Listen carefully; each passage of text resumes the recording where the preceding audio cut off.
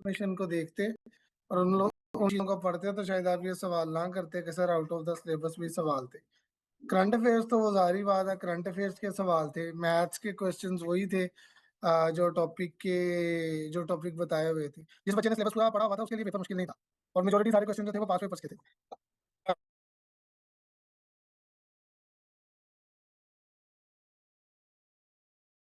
तो जो आप लोगों को वैसे तैयारी के हवाले से इशू है वो भी मुझे बताते जाएँ। तो मैं जो है वो मैंने आपको अलाउ किया, आप लोग अपना माइक ऑन कर सकते हैं। जो भी आपको क्वेश्चन है वो बता दें।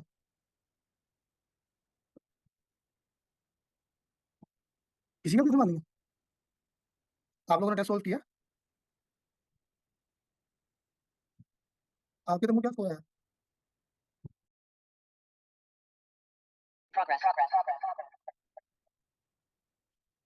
नॉर्मल था। हाँ, पेपर जो है वो आपका ये जो सारा था, वो क्या कहते हैं मैंने जितने भी क्वेश्चन को यूटिलाइज़ किया हुआ था, वो पास पेपर्स के ऊपर ही किया हुआ था, 74 मार्क्स। और मैथ्स के साथ मैंने ये प्रोविज़न की हुई थी कि जो मैथ के क्वेश्चन टफ थे, वो जो है क्या कहते हैं, उनका मैंने सॉल्यूशन जो है वो प्रोवाइड किया हुआ था आपके साथ।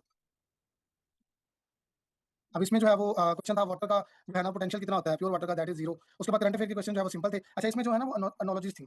अब मैं आपको एनालॉजीज़ को जो है वो इस तरह डिस्कस कर देता हूँ कि इन पेपर अगर आपको ये सवाल आए, तो आपने कौन-सी जो इसका रूल्स क्राइटेरिया होता है, क्या चीज़ होती है जिसको आप मद्देनज़र रखते हुए आंसर लगाते हो। अब एनालॉजी में सबसे पहले जो चीज़ हम चेक करते हैं दैट इज़ द रिलेशन, कि ये जो 2 वर्ड्स आपको दिए हुए हैं, इनके अंदर कौन-सा रिलेशन है, ये आपस में एंटोनिम्स हैं, सिनोनिम्स हैं। तो ये तो नहीं है कि एक इसका अगले का जो है वो यूनिट है, एक दूसरे का कोई वो यूसेज तो नहीं है, ठीक है? अब जैसे डिस्टेंस है ना, डिस्टेंस किसमें मेजर होता है? माइल में। मतलब क्या है कि आपको एक क्वांटिटी दी हुई है और आगे क्या दिया हुआ है उसका यूनिट है। अब आप अपने आंसर के अंदर देखेंगे, आप अपने आंसर के अंदर ये चीज़ देखेंगे कि वो कौन-सी ऑप्शन है जिसके अंदर पहले क्वांटिटी बताई हुई है और आगे उसका जो है वो क्या कहते हैं यूनिट जो है ना वो कौन-सा है। अब अगर आप देखें तो आपके पास ऑप्शन थी वेट स्केल। स्केल जो है वो कोई डिफाइंड यूनिट नहीं है। आपके पास एक ऑप्शन था लिक्विड और आगे था लीटर। अब जो है लिक्विड को हम मेजर कर सकते हैं लीटर में। लेट्स से अगर आपके पास ऑप्शन होता लीटर रेशियो लिक्विड, तब ये आंसर गलत था। उसकी रीज़न क्या थी? उसकी रीज़न ये थी कि जो है अगर आप सीक्वेंस देखें तो पहले क्वांटिटी है, फिर यूनिट है और इसी वजह से जो एग्ज़ामिनर है वो बीपीएससी के एमसीक्यूज़ के अंदर बच्चों को एनालॉजीज़ के अंदर इस तरह चकमा देता है। ये सिर्फ़ आपको इसलिए एक्सप्लेन किया है कि आपको जो है ना वो चीज़ें समझ आ जाए कि एनालॉजी अगर आपको पेपर में सोल्व करनी है, तो आपने किन रूल्स का जो है वो ख्याल करना है। ऑल्दो एनालॉजीज़ कभी भी कोई भी प्रेडिक्ट नहीं होती, लेकिन यूजुअली जो बीपीएससी की एनालॉजीज़ हैं वो यहाँ से आती हैं।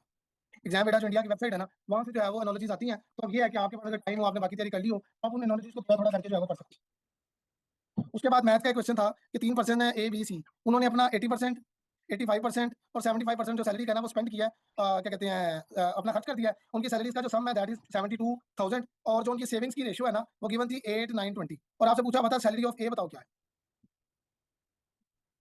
बच्चे ये आपके मार्क्स आस्ते-आस्ते इंप्रूव होते जाएँगे। आपका भी तो पहला टेस्ट था तो वो आप इस चीज़ में कन्फ्यूज़ ना हो। 73 का मतलब ये है कि आप लोगों की फिर भी तैयारी एक अच्छी है कि आप लोगों ने चीज़ों को जो है ना वो पढ़ा हुआ है।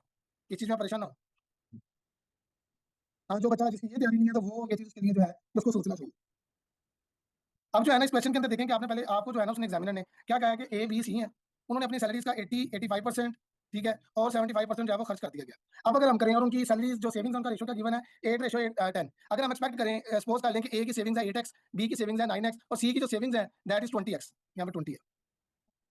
ठीक है? तो आप नेक्स्ट आपके पास क्या है कि ए जो है वो आपके पास अगर जो है वो ए की सैलरी अगर हम कह दें जो ए की सैलरी में से सेविंग्स हो रही हैं वो 80% तो खर्च कर रहा है। ठीक है? तो 80% अगर उसकी जो एक्सपेंडिचर्स हैं अगर हमने सेविंग्स निकालनी है savings of A SA into 20% ये 20% वो है जो उसने आपको पेपर के अंदर बताया क्वेश्चन के अंदर बताया कि ए ने अपना 20% जो है वो सेव किया ठीक है तो ये जो आपके पास सेविंग्स ऑफ ए है इसको हमने डिफाइन किया था 8x तो ये आपके पास जो ए की जो है एस ए सेविंग्स ये क्या आएगा 8x डिवाइडेड बाय 20% मैं 20% को 0.2 लिख सकता हूँ तो आप अगर एस ए को देखेंगे ना तो ये इक्वल निकलेगा 40x के इक्वल सिमिलरली अब बी के केस में निकालेंगे बी के केस में ये जो है आपके पास ये कितना 15% गिवन है फिर कोकरम के हिंदू के सोने के केस का अलीना बच्चे एक मिनट मैं ये इसको जो है वो थोड़ा सा एक्सप्लेन कर दूं आपने जिस तरह जो है वो ए की सेविंग्स निकाली है इसी तरह आप जो है वो बी की जो स्पेंडिंग कितनी है 85% स्पेंडिंग है और 15% सेविंग है savings of B is equal to S B ये जो है उसकी अल्टीमेट जो एंड पे उसको पैसे बच रहे हैं वो मल्टीप्लाई बाय 15% ठीक है तो यहाँ पे आपके पास जो आपके पास एस बी की वैल्यू है वो क्या निकलेगी S B is equal to 9x over 0.15 आप इसको फर्दर सॉल्व करेंगे तो आपके पास वैल्यू आ जाएगी 60x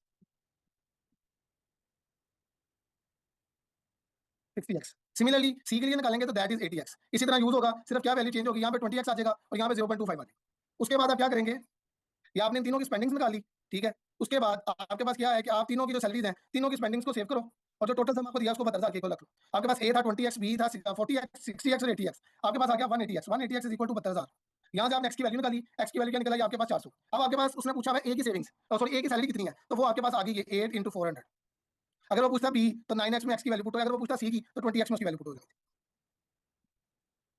उसके बाद उर्दू के तो वो जो आपको नोट्स प्रोवाइड किए गिवन है उसी के अंदर से जो है वो आपके जबुल मिसल थी वो बेसिक सी वो ज़रूर मिसल थी जो आपको पास पेपर्स के अंदर से जो है वो क्या कहते हैं ना रिपीट हो रही है। और दूसरा आपका जो बैच है वो 3 मंथ हमारे साथ उसका जो है ना वो कोर्स सारा पूरा हो गया, या फिर सीरीज़ चलेगी। आप साथ ट्राई ये चीज़ करें कि आप लोग जो है वो पास पेपर्स के ऊपर मैक्सिमम प्रैक्टिस करें। आप अगर लेट्स से कोई न्यू एडिशन खरीद रहे हैं और आप कहते हैं कि मैं इस वीक में एक्स्ट्रा जो स्टडी कर रहा हूँ, मैं पाक स्टडीज़ पढ़ रहा हूँ सारी अपनी, नोट्स रिवाइज़ कर रहा हूँ। तो पास पेपर्स में आप जो कोई भी पब्लिशर के हैं, उसके अंदर हर सब्जेक्ट का ना पोर्शन अलग बना हुआ है। तो ट्राई करें पहले 10 पेपर्स के अंदर से पाक स्टडी को सोल्व करें। वो आप सोल्व करेंगे, आपको पता चलेगा कि जो चीज़ें आपने पढ़ी हुई हैं, उसके ऊपर एग्जामिनर क्वेश्चंस क्या बनाता है। यहाँ तक अगर किसी का सवाल है तो मेरे से पूछ ले माइक ऑन करके।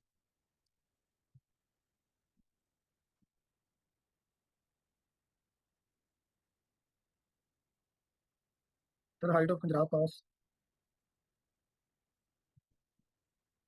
अभी जो खजुराहो पास की जो हाइट है ना दैट इज़ 4693 किलोमीटर है।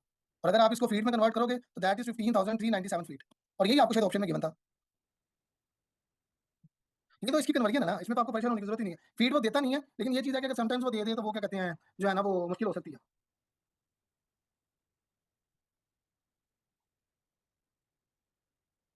अब ये जो है जो इंसान है ना, इसमें मेनली 5 तरह की बोन्स होती हैं, ठीक है? Long, short, flat, irregular and सीसा मोल्ड जो है ना बोन्स। तो ये जो है ना वो बोन्स होती हैं। अब जैसे लॉन्ग बोन्स हैं, इनके अंदर जो है वो एग्जांपल आ जाती है फर्मर की, थाई बोन जो होती है, या जो हमारे हाथ की बोन होती है उसको कहते हैं ह्यूमरस। अगर शॉर्ट बोन की अगर हम बात करें तो इसके अंदर जो है ये हमारी रिस्ट की हड्डियाँ आ जाती हैं, जिसको हम कार्पल्स कहते हैं। और जो हमारे टखने हैं जिनको एंकल्स कहते हैं वो टार्सल्स आ जाते हैं। इसीलिए हाथ के अंदर मेटाकार्पल होते हैं, पाँव के अंदर मेटाटार्सल होते हैं। और जो हमारी फ्लैट बोन्स हैं ये हमारे स्कल वाली साइड पे आ जाती है। तो वो क्वेश्चन इस सेंस में था। और जो जनरल साइंस है उसको आपको पीपीएससी के पास पेपर्स की भी वन लाइनर मिली हुई है। ये जो आपके पास ग्रुप में वन लाइनर शेयर हुई हुई है ना, वो कमीशन के सब्जेक्ट के पिछले 5 साल के सवाल है। ठीक है? और जो आपके पास एक एडमी नोट्स है ना, जो टेस्ट सीरीज के अंदर फाइल्स मेंशन है, वो अकेडमी की जो बुकलेट्स हैं जीएसए की अलग है, कंप्यूटर की एक बुकलेट है नोट्स की, एक कंप्यूटर की जो बुकलेट है वो पास पेपर्स के ऊपर।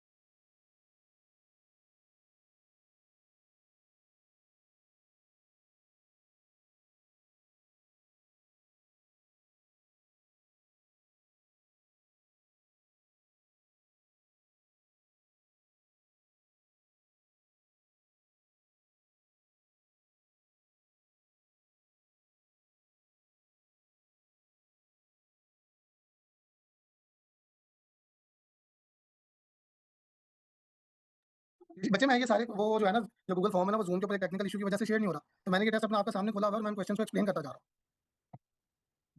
अब उसके बाद इसके अंदर कुछ क्वेश्चन ऐसे थे कि जो है वो 29 जनवरी इज़ सेलिब्रेटेड एज़, ठीक है? तो ये जितने भी क्वेश्चंस हैं जो आप कह लें, ये आपने मेजॉरिटी अगर आप पास पेपर्स की कवर अप कर लेंगे ना, तो आपके world cancer day, women's day, ठीक है, पीस डे, उसके बाद जो है ना human rights day, SAARC day, Nelson Mandela day, Pakistan में अगर आ जाएगा तो पूछ लेगा कॉन्स्टिट्यूशन डे 10 अप्रैल। तो ये वो सारे डेज़ हैं जिनके बारे में आपने इंपॉर्टेंट करना है। और अर्थ के हवाले से आ जाता है अर्थ डे, ठीक है, वाटर डे। और उसके बाद अगर और आता है तो एनवायरनमेंट के ऊपर आ जाता है एनवायरनमेंट डे। तो ये वो सारे क्वेश्चंस हैं डेज़ के हवाले से जो आपसे जो है ना वो पीपीएससी पूछता है। ठीक है? तो आपको ज़रूरत नहीं है कि अगर आप इस तरह कन्फ्यूज़ हो के आप एक-एक दिन को जो है ना वो करें। अब जैसे जो है वो 29 जो जनवरी है, ये वर्ल्ड लेप्रोसी डे है। यहाँ तक बात क्लियर होगी?